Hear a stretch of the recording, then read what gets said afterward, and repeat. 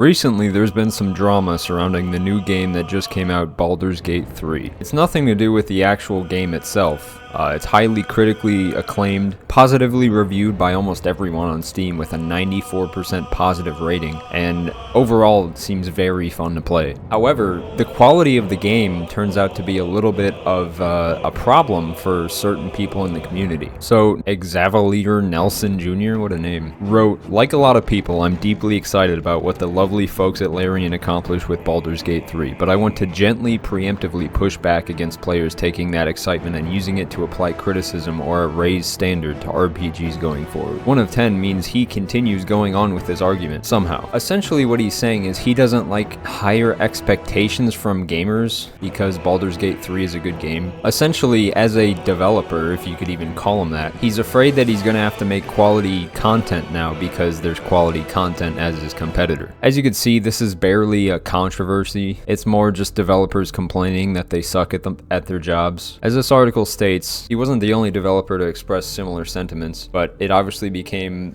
the center for a lot of drama. These lazy developers are basically trying to claim that developers are now panicking because a good video game came out, as if that's never happened before. Why was the first response to defend the current state of AAA gaming as opposed to saying, hey, maybe we can learn a thing or two from Baldur's Gate 3 and make our game better for our customers? This, as anyone could tell, just isn't true.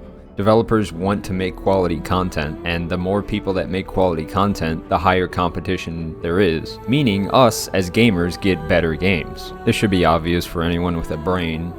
No, developers aren't panicking. Elden Ring came out, fairly recently. There have been many good games. When Skyrim came out, developers weren't scrambling to figure out how to make good games. They were already good at making games, or they were already terrible at making games. The problem is when developers are making bad games, the players, and pretty much everyone, is hoping that they're slowly learning from their mistakes and improving at their practice. Instead, some people decide to complain instead of improving. Apparently, we're just supposed to buy loot boxes and pay microtransactions for a terrible game. That's gaming bliss, according to certain developers. Dinga went into more detail on Twitter with a more realistic approach. When a game moves the lines in time, we all win, but please be nice to devs feeling intimidated and try to understand that this is healthy and exactly what will get their creative juices flowing if you give them time to process and respect their vulnerability and sincerity. The developers who actually want to make something good, sure, they're intimidated right now, maybe feeling a little bit hopeless, but realizing what they could potentially do